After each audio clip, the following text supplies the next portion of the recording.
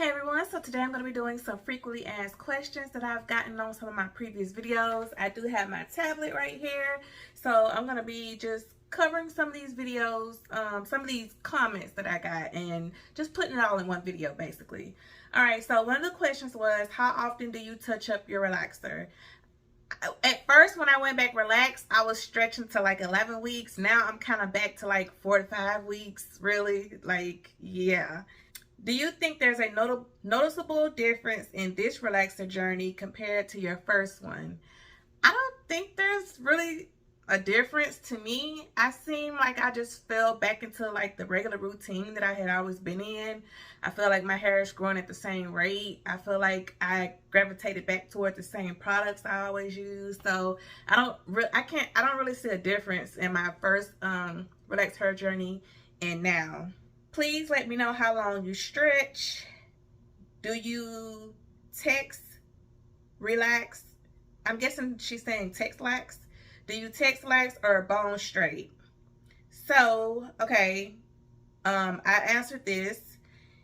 I stretch for about 4 to 5 weeks, and I don't do bone straight. I normally do like to leave some texture in my hair just because I do like to flat iron my hair as well. So I still like my hair to have like some strength to it. So I try not to relax bone straight where like all the, integrity of the hair is compromised.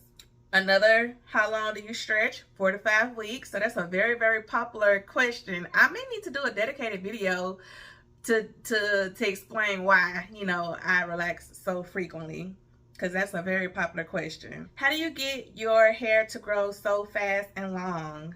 Literally time. Like, there's nothing I do. If I would attribute it to anything, I would say patience. I do take daily walks, so I feel like that gets the blood circulating. I do take multivitamin. I make sure to keep my hair clean, moisturized, and make sure to wear my bonnet at night. I mean, just the everyday things, and then time just go by when you're not focusing on it, and before you know it, it starts to grow. Just like the hair, like if you shave your legs, like time go by, it just grow. Or your nails, time go by, it just grow. Like you don't focus on it, it just happens. So that's the best way I can describe that. May I ask a question? I noticed that when you're relaxing your hair, you only apply relaxer to one side of your hair. In other videos, I have seen people applying relaxer to both sides.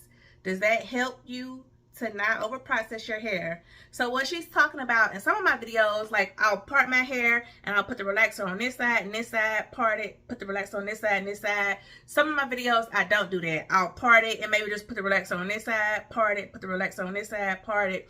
So the videos she saw, obviously I was just putting it on one side. Now that's just one technique to help me to get my relaxer in quicker, and it also helps me to maintain it helps to not get the hair bone straight as well. So it helps me go quicker, and it helps the hair not to be as bone straight. So there's still like texture left. So that's pretty much the only reason why I do that. Why do you only smooth your edges? Okay, so when I put my relaxer in, I do not go through and smooth all of my hair. I only smooth the edges.